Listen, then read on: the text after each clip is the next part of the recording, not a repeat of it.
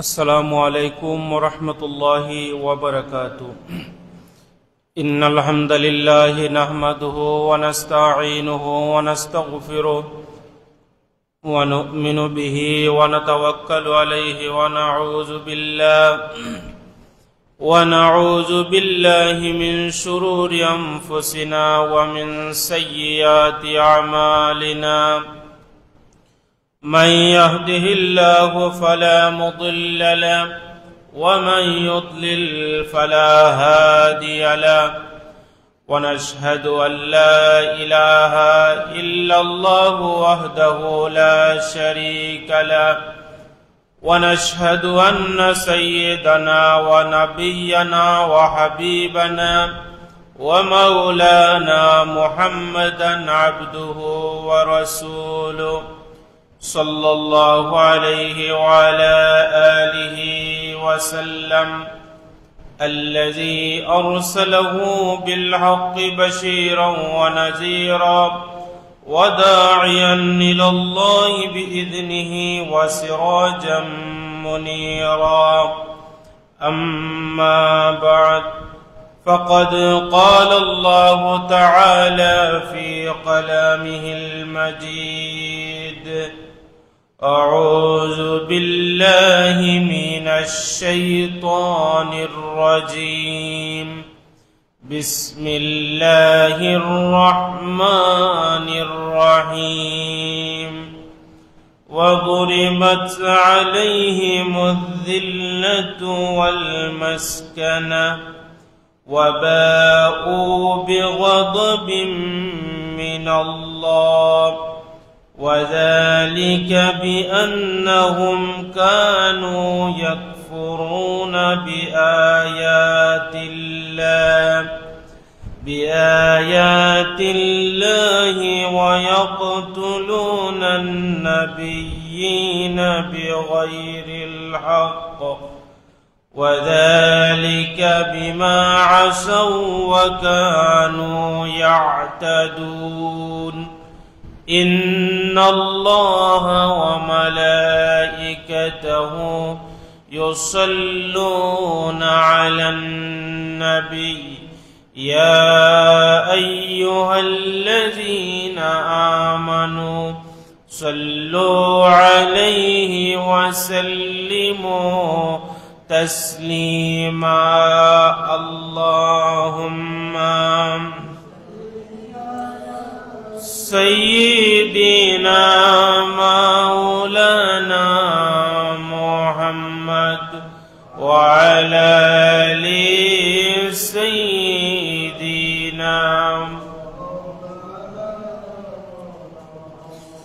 أحسن منك لم ترى قط عيني، أجمل منك لم تلد النساء.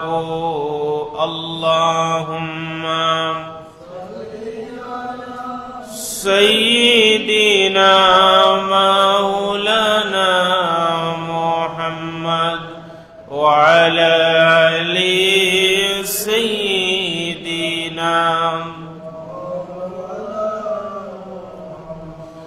خلقت مبرأ من كل عيب، كأنك قد خلقت كما تشاء. اللهم سيدنا مولانا محمد وعلى آل سيدنا.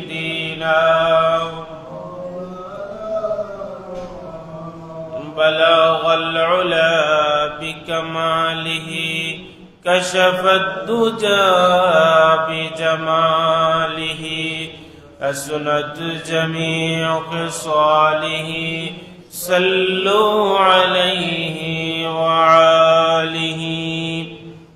সম্মানিত উপস্থিতি, মহান আল্লাহ রব্বুল আলামিনের দরবারে আমরা প্রাণ খুলে শুকরিয়া আদায় করছি যে রব্বুল ইজ্জত আমাকে আপনাকে হায়াতে জিন্দেগিতে বাকি রেখে আজকের এই মহতি দিন রব্বুল আলামিনের খানায়ে কাবার টুকরা মসজিদে এসে বসার তৌফিক দান করেছেন।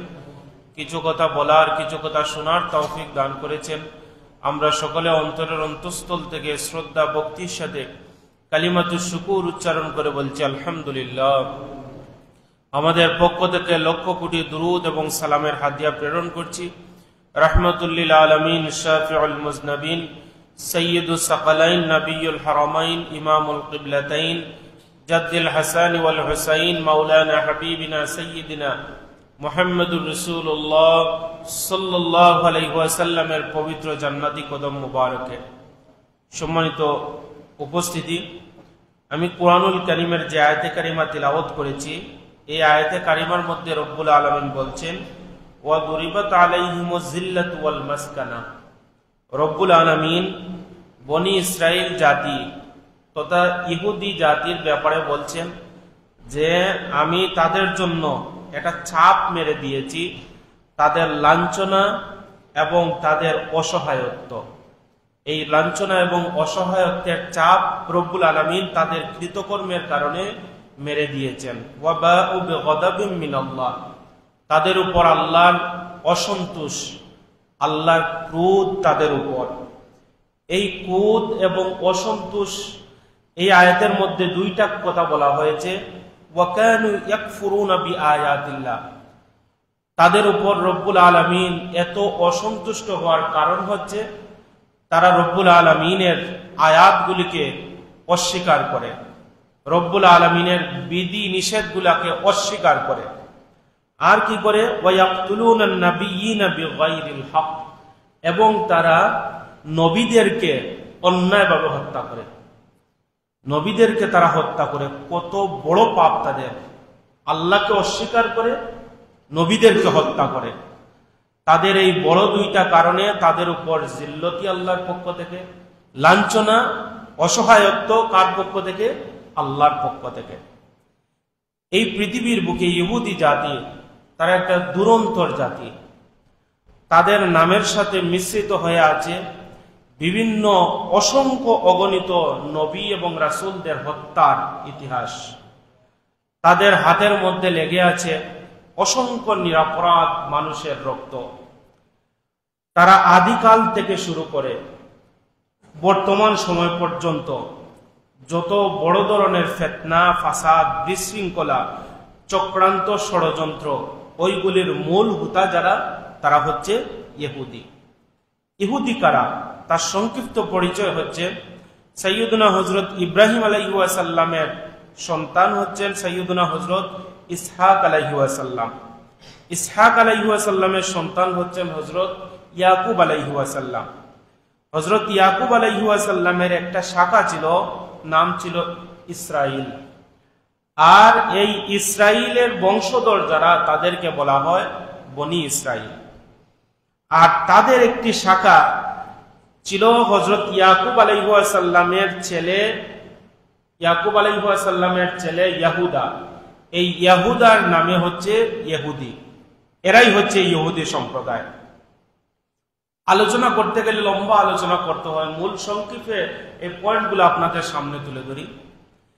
এই ইহুদি জাতির অভিশপ্ত যে জীবন, এই অভিশপ্ত জীবনের কিছু নমুনা রব্বুল আলামিন কুরআনুল কারীমে তুলে ধরেছেন। ওইগুলো আমরা একটা একটা জানার চেষ্টা করব। পৃথিবীর কোন ভূখণ্ডে এই ইহুদি জাতি তারা আশ্রয় পায় নাই। বিভিন্ন দেশ থেকে তারা বিতাড়িত হয়েছে। এই বিতাড়িত, লাঞ্ছনা হওয়ার মূল কারণ হচ্ছে তারা রব্বুল আলামিনের আইনকে অমান্য করে এবং তারা নবীদেরকে হত্যা করে। এই জন্য দুরিবাত আলাইহিমুজ জিল্লাহ, রব্বুল আলামিন তাদেরকে জিল্লতের জীবন দান করেছেন। রব্বুল আলামিন তাদেরকে অসহায়ত্বের জিন্দেগি দিয়েছেন, তাদেরকে শাস্তি হিসাবে।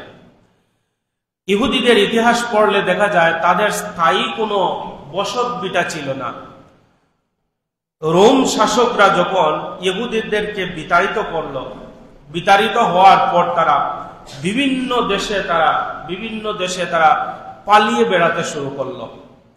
এক সময় তারা এই কাবার হেজাজে যখন তারা আশ্রয় নিল, তখন তাদের ষড়যন্ত্রের কারণে, তাদের অবাধ্যতার কারণে আল্লাহর হাবিব সাল্লাল্লাহু আলাইহি ওয়াসাল্লাম তাদেরকে সেখান থেকে বিতাড়িত করেন।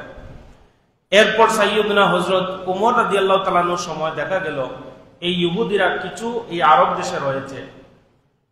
সাইয়্যিদুনা হযরত উমর রাদিয়াল্লাহু তাআলা আনহু তাদেরকে আরব দেশ থেকে বিতাড়িত করলেন।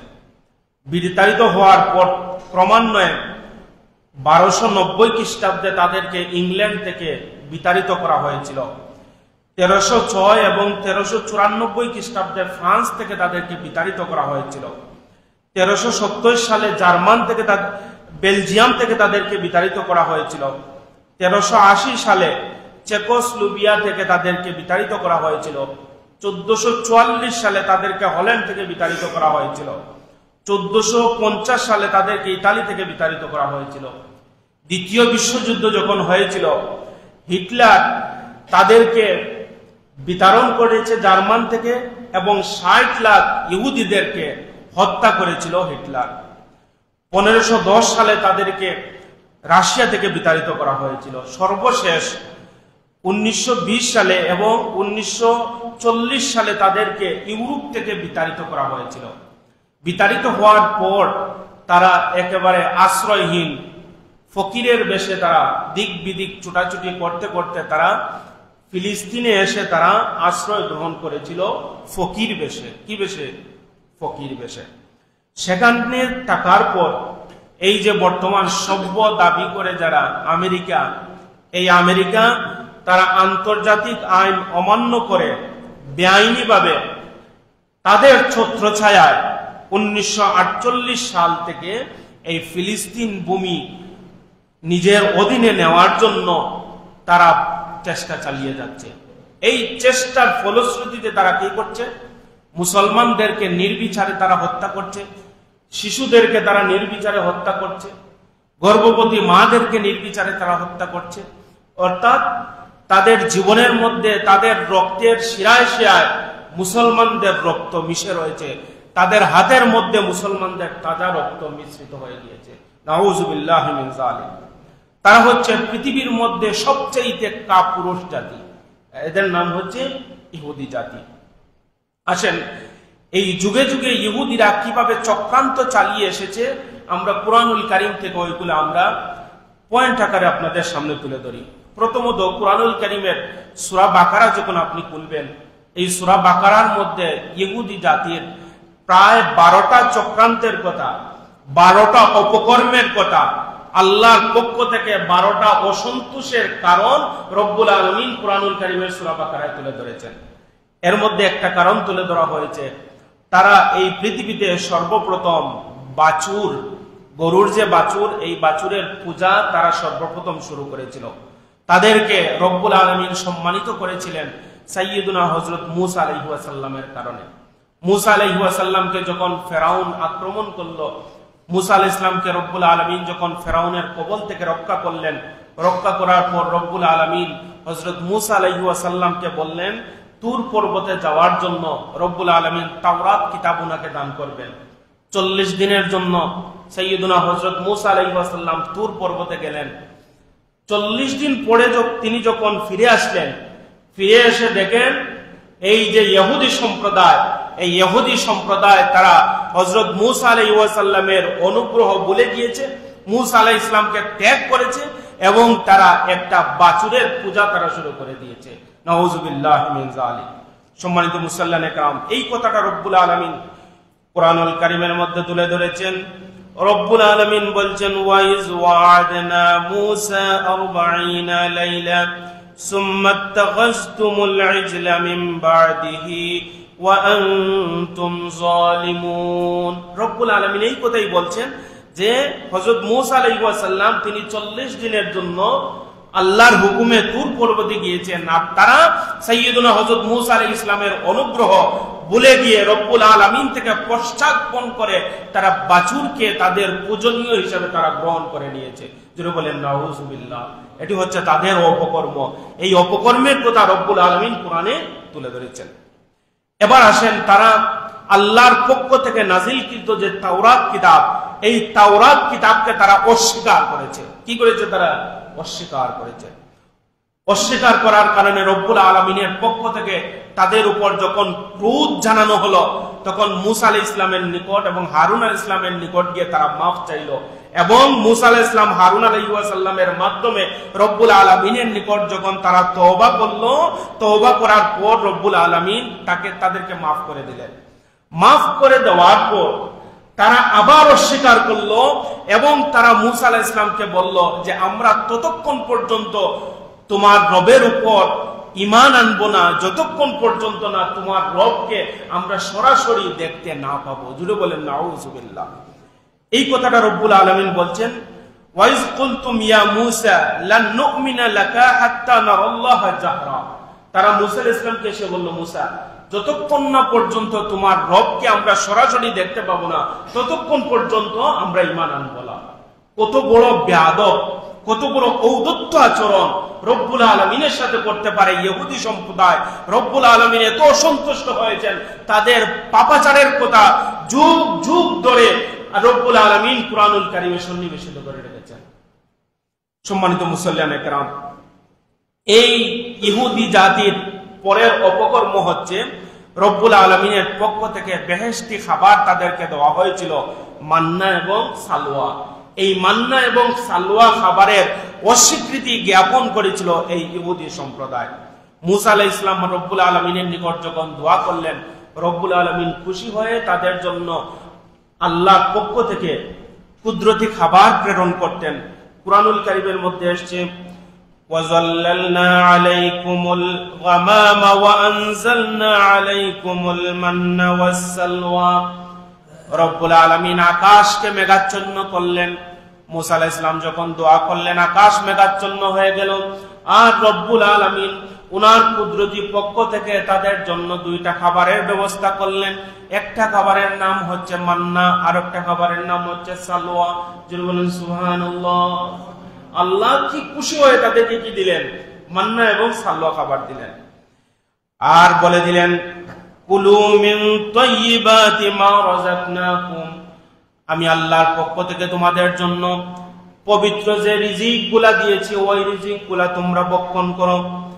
কিছুদিন যখন তারা ভক্ষণ করতে লাগলো, কিছুদিন যাওয়ার পর তারা মূসা আলাইহিস সালামের নিকট আপত্তি তুলল, মূসা আল্লাহর পক্ষ থেকে যে খাবার আসছে ওই খাবার আমাদের এখন আর ভালো লাগে না। জোরে বলেন নাউযুবিল্লাহ। আল্লাহর পক্ষ থেকে খাবার, বেহেশতি খাবার, ওই খাবার খেতে কাদের ভালো লাগে না? এই ইহুদি সম্প্রদায়ের, এই বেঈমান সম্প্রদায়ের, এই নির্লজ্জ সম্প্রদায়ের।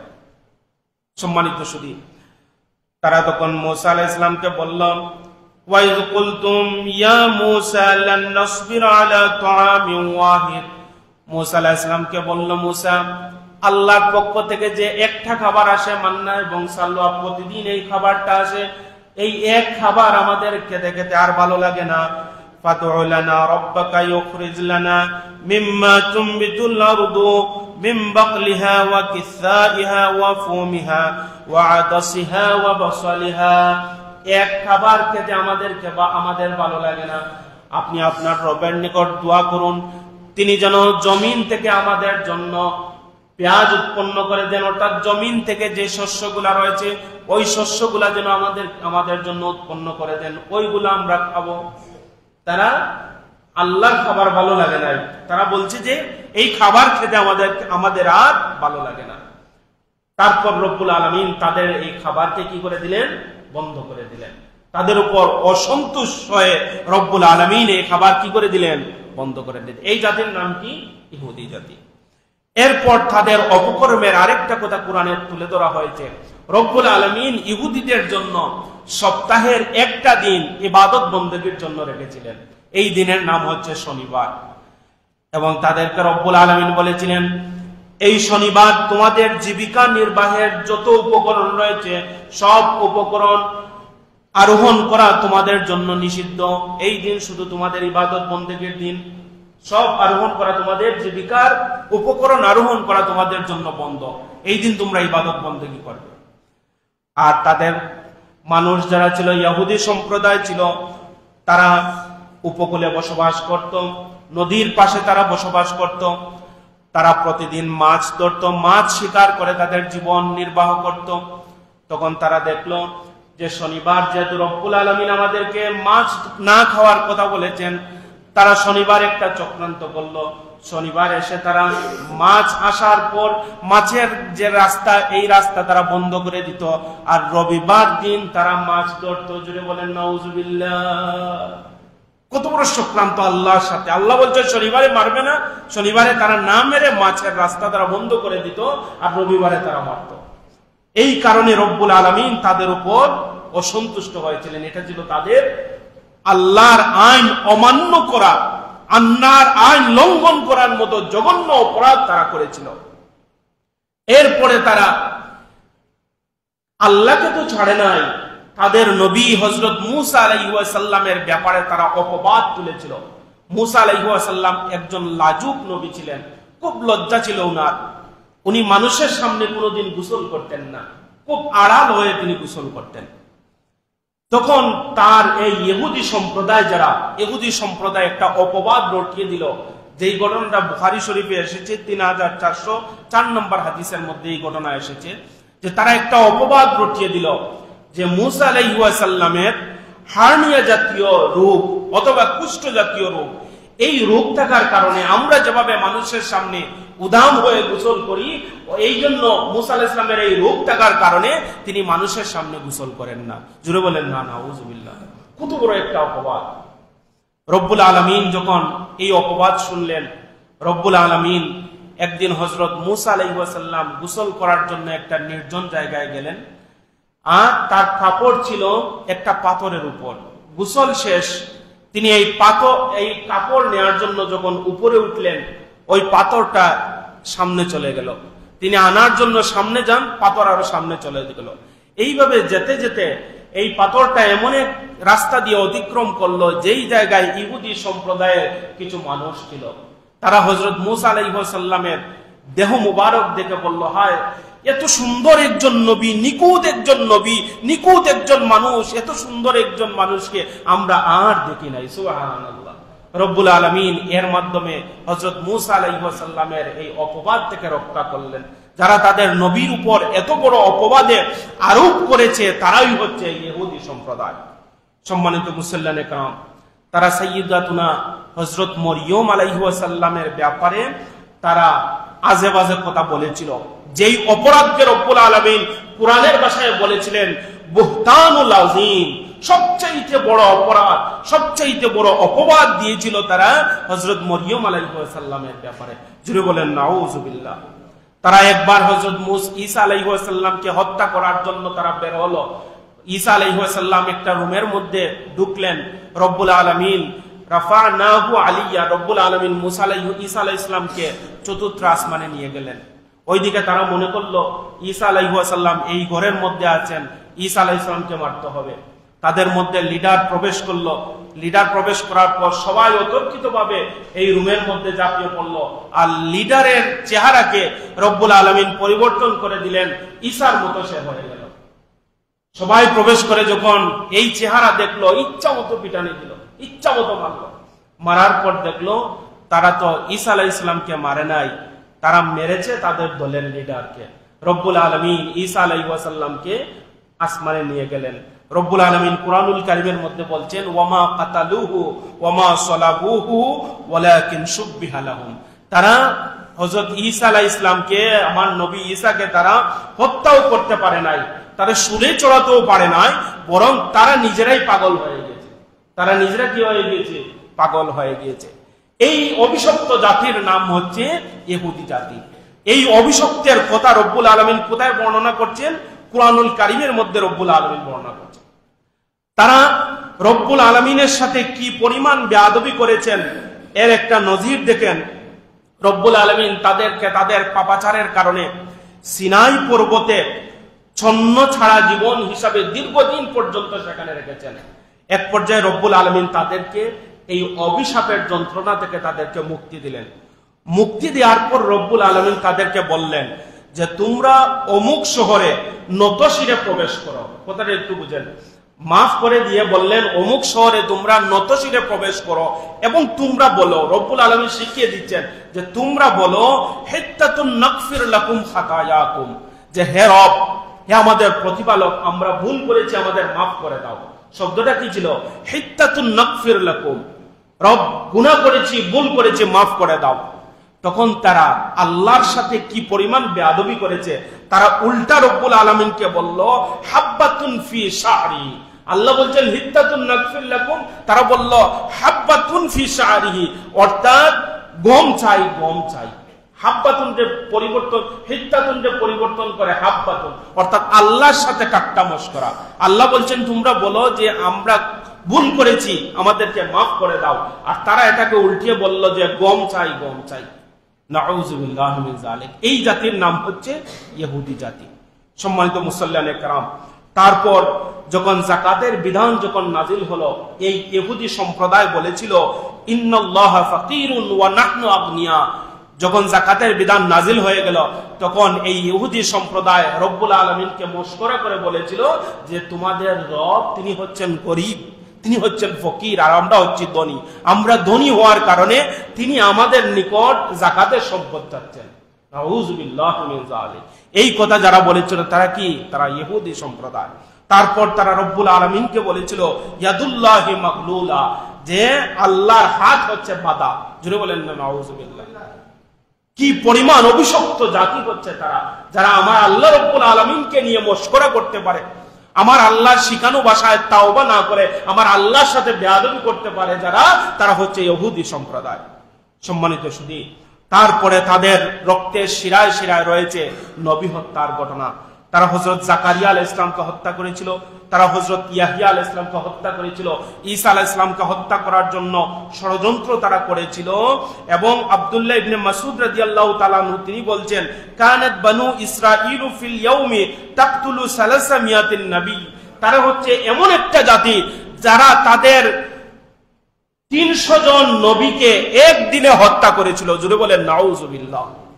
কি পরিমাণ অভিশপ্ত! 300 জন নবী, সাধারণ মানুষ নয়, 300 জন নবীকে তারা একদিনে হত্যা করেছিল, যারা তারা হচ্ছে এই ইহুদি সম্প্রদায়। আসেন আমার রাসূল কারীম সাল্লাল্লাহু আলাইহি ওয়াসাল্লামের সাথে তারা কি পরিমাণ বেয়াদবি করেছেন একটু শুনেন।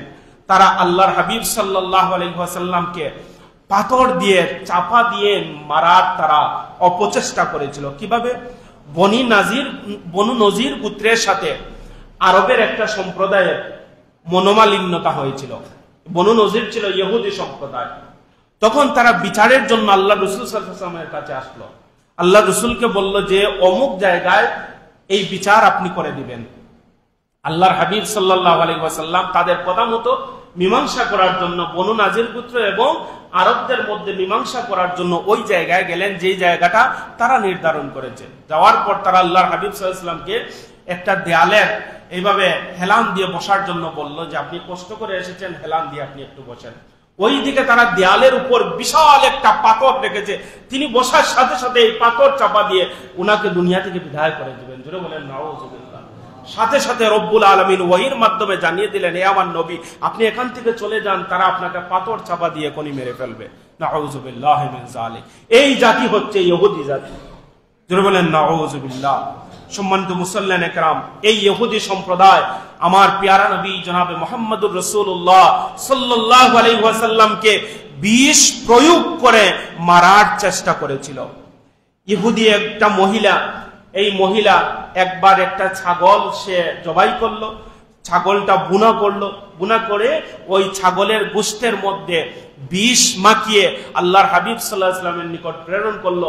আল্লাহর হাবিব সাল্লাল্লাহু আলাইহি ওয়াসাল্লামকে বলল, এটা আমি আমার পক্ষ থেকে আপনাকে হাদিয়া দিয়েছি, এই হাদিয়া আপনি গ্রহণ করুন। আল্লাহর হাবিব সাল্লাল্লাহু আলাইহি ওয়াসাল্লামের সামনে যখন এই হাদিয়া আনা হলো, আল্লাহর রাসূল সাল্লাল্লাহু আলাইহি ওয়াসাল্লাম যখন ওই বিষ মিশ্রিত গোশত যখন মুখের মধ্যে দিবেন, সাথে সাথে এই গোশতের জবান রব্বুল আলামিন খুলে দিলেন। এই গোশত বলল, ইয়া রাসূলুল্লাহ আপনি আমাকে বক্ষণ করবেন না, আমার মধ্যে বিষ মাখিয়ে দেওয়া হয়েছে। জোরে বলেন নাউযুবিল্লাহ। তিনি মুখের মধ্যে লাগিয়ে দিয়েছিলেন অলরেডি। সম্মানিত মুসল্লিয়ানে কেরাম, এরপর আল্লাহর হাবিব সাল্লাল্লাহু আলাইহি ওয়াসাল্লাম 3 বছর বেঁচে ছিলেন। আল্লাহর হাবিব সাল্লাল্লাহু আলাইহি ওয়াসাল্লামের যখন মৃত্যুর যন্ত্রণা যখন ওনার দেহের মধ্যে যখন আসলো, তখন আয়েশা সিদ্দিকা রাদিয়াল্লাহু তাআলা আনহাকে আল্লাহর রাসূল বলছেন, ইয়া আয়েশা তু মাযালু আজিদু আলামিত তুআম আল্লাযী আকালতু বিখায়বার। ওই খায়বারে যে আমাকে এক টুকরা মাংসের যে একটা স্বাদ দেওয়া হয়েছিল, এই স্বাদের বিষক্রিয়া আমার মনে হচ্ছে এখন আমার শরীরের মধ্যে প্রবাহিত হচ্ছে। যারা আমার রাসূল সাল্লাল্লাহু আলাইহি ওয়াসাল্লামকে এই কষ্ট দিয়েছে তারা হচ্ছে ইহুদি সম্প্রদায়। যদি বলেন তারা কোন সম্প্রদায়? ইহুদি সম্প্রদায়। সম্মানিত সুধী, সর্বশেষ তারা আমার নবী সাল্লাল্লাহু আলাইহি ওয়াসাল্লামকে এই পৃথিবী থেকে নিঃশেষ করে দেওয়ার জন্য তারা জাদুর আশ্রয় গ্রহণ করেছিল। কিসের আশ্রয় গ্রহণ করেছিল? জাদুর আশ্রয় গ্রহণ করেছিল। এই জন্য জাদুকর যারা, তাদের শাস্তিটাও ভয়াবহ। যারা জাদু করে তাদের শাস্তিটাও ভয়াবহ। যদিও আমাদের সমাজে এখন কালো জাদু ওইগুলা খুব মারাত্মক আকার ধারণ করেছে, প্রকট আকার ধারণ করেছে। স্বামী স্ত্রীর মধ্যে বিচ্ছেদ হচ্ছে, ভাইয়ে ভাইয়ের মধ্যে বিচ্ছেদ হচ্ছে, উন্নতির মধ্যে ব্যাঘাত ঘটানো হচ্ছে। এটা মারাত্মক আকার ধারণ করেছে। এই জন্য আমাদের সকাল বিকাল, সকাল সন্ধ্যার যে তাসবিহগুলা, এই তাসবির কোনো বিকল্প নাই। এই তাসবিহগুলো আমরা সকাল সন্ধ্যা আমরা পড়বো, পারবো তো ইনশাআল্লাহ। সম্মানিত সুধী, লবিদ ইবনে আসাম নামক একজন ইহুদি, সে আল্লাহর হাবিব সাল্লাল্লাহু আলাইহি ওয়াসাল্লাম যেই চিরুনি মুবারক দিয়ে চুল আঁচড়াতেন, ওই চিরুনিটা সে নিয়ে গেল এবং চিরুনির মধ্যে একটা সুতা সে গন্তি করলো, অর্থাৎ গাইড দিল। এই সুতার মধ্যে সে 11টা গাইড দিল। 11টা গাইড দিয়ে প্রত্যেকটা গাইডের মধ্যে একটা সুই ঢুকালো। ঢুকিয়ে ওই চিরুনিটা পেঁচিয়ে একটা পরিত্যক্ত কূপের মধ্যে একটা পাথর চাপা দিয়ে সে রাখলো। এই পাথর চাপার কারণে আমার রাসূল সাল্লাল্লাহু আলাইহি ওয়াসাল্লামকে এই জাদু করার কারণে 6টা মাস আমার প্যারা নবী জনাবে মুহাম্মদুর রাসূলুল্লাহ সাল্লাল্লাহু আলাইহি ওয়াসাল্লাম কষ্ট অনুভব করেছেন, মারাত্মক কষ্ট অনুভব করেছেন আমার নবী সাল্লাল্লাহু আলাইহি ওয়াসাল্লাম এই বেয়াদবের কারণে। এই বেয়াদবটা ছিল ইহুদি। বেয়াদব কি ছিল? ইহুদি ছিল। তখন একদিন 6 মাস পর রব্বুল আলামিনের পক্ষ থেকে স্বপ্নে আল্লাহর হাবিবকে দেখানো হলো, এই ঘটনাটা পুরাটা দেখানো হলো। এবং কুরআনুল কারীমের যে শেষের 2টা সূরা, সূরা ফালাক এবং সূরা নাস, এই 2টা সূরা বলা হলো যে এই পরিত্যক্ত কূপ থেকে এই চিরুনিটা তুলে আনা হোক এবং প্রত্যেকটা গ্রন্থি যখন খোলা হবে তখন একটা আয়াত যেন তিলাওয়াত করা হয়।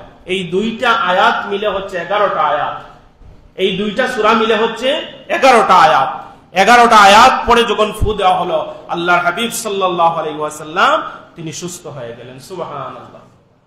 এই ষড়যন্ত্র শেষ নয়। এই ষড়যন্ত্র চলতে চলতে উসমান রাদিয়াল্লাহু তাআলা আনহুকে হত্যা করেছিল তারা সাইয়্যিদুনা হযরত আলী এবং মুয়াবিয়া রাদিয়াল্লাহু তাআলা আনহুর মধ্যে দ্বন্দ্ব লাগিয়ে মুসলমানদের মধ্যে রক্ত তারা জড়িয়েছিল। এই ষড়যন্ত্রের মাধ্যমে সাইয়্যিদুনা হযরত হাসান রাদিয়াল্লাহু তাআলা আনহুকে বিষ প্রয়োগ করে হত্যা করা হয়েছিল, শহীদ করা হয়েছিল। ইমাম হুসাইন রাদিয়াল্লাহু তাআলা আনহুকে ওই ধারা ধরে এই কারবালার ময়দানে তিনি শহীদ হতে হয়েছিল। এরই ধারাবাহিকতায় এই ইহুদিরা সর্বশেষ তারা আমার নবী সাল্লাল্লাহু আলাইহি ওয়াসাল্লামের রওজায়ে আতহর থেকে লাশ মুবারক চুরির জন্য হীন ষড়যন্ত্র করেছিল তারা হচ্ছে আজকের এই ইহুদি সম্প্রদায়। জুড়ে বলেন নাউযুবিল্লাহ। সম্মানিত মুসল্লিয়ানে কেরাম, যারা এই যে নির্যাতন পৃথিবীর এই শুরু থেকে যেটা কুরআনুল কারীমের বর্ণনার দিকে আপনাদেরকে বললাম, আজও পর্যন্ত এই ইহুদি জাতির ষড়যন্ত্র চক্রান্ত বন্ধ হয় নাই। তারা মুসলমানদেরকে নির্বিচারে তারা মারছে, তারা কোনো আইনের পাত্তা করছে না। কি বিভৎস চিত্রগুলো আমরা দেখছি। একজন সুস্থ মস্তিষ্কের মানুষ এইগুলা দেখলে সে সহ্য করতে পারবে না। মুসলমান তো অনেক দূরের কথা, কোন সুস্থ মস্তিষ্কের মানুষ যদি এই চিত্র দেখে, বোমার আঘাতে দেহ ছিন্ন ভিন্ন হয়ে যাচ্ছে, বোমার আঘাতে মানুষ নাই, ঘর থেকে মানুষের দেহ আসমানে উঠে যাচ্ছে, কি বিভৎস চিত্র। গর্ভবতী মারা কষ্টের মধ্যে কি পরিমাণ কষ্ট করছেন তারা। আগের বার যখন তারা হামলা করেছিল, আইসিইউতে যখন নেওয়া হয়েছিল, এই যে অ্যানেস্থেসিয়া নাই, তখন একজন জীবন্ত মাকে অ্যানেস্থেসিয়া ছাড়া তার গর্ভপাত করা হয়েছিল পেট কেটে। এই পরিমাণ কষ্ট যারা দিচ্ছে, মানবতাকে যারা বুলুণ্ঠিত করছে, তারা আজকে সভ্যতার স্লোগান দিচ্ছে। তারা তাদের অপকৌশলের মাধ্যমে গোটা পৃথিবীটাকে তারা আবৃত করে দিয়েছে। আমরা একজন মুসলমান হিসাবে আমাদের প্রথম তামান্না হচ্ছে আমরা জিহাদ ফি সাবিলিল্লাহ করতে চাই, ঠিক কিনা বলেন? আমাদের পক্ষ থেকে যদি এমন কোন সুযোগ আসে জিহাদের ময়দানে নামার জন্য, আমরা প্রস্তুত কি প্রস্তুত নেই বলেন তো? আমরা প্রস্তুত। আমরা আমাদের জান দিয়ে, আমাদের মাল দিয়ে আমরা জিহাদ করতে চাই। আল্লাহ তুমি আমাদের পক্ষ থেকে জিহাদকে কবুল করো, আমরা সবাই বলি আমিন। সম্মানিত মুসল্লিয়ানে কেরাম, আর যদি জিহাদ করতে না পারি, আমাদের অবস্থান থেকে আমরা ঘৃণা জানাই। অন্তত কিয়ামতের ময়দানে রব্বুল আলামিন আমাদেরকে প্রশ্ন করলে বলতে পারবো যে এতটুকু ছিল আমাদের সাধ্য, এতটুকু আমরা করেছি, আমরা পিছপা হয় নাই। তবে আমরা একটা গর্বের সাথে বলতে পারি, যদি এই পৃথিবী থেকে জিহাদের ডাক আসে, জিহাদের সুযোগ আসে, যদি সবার আগে থাকে বাংলাদেশের মুসলমানরা থাকবে ইনশাআল্লাহ।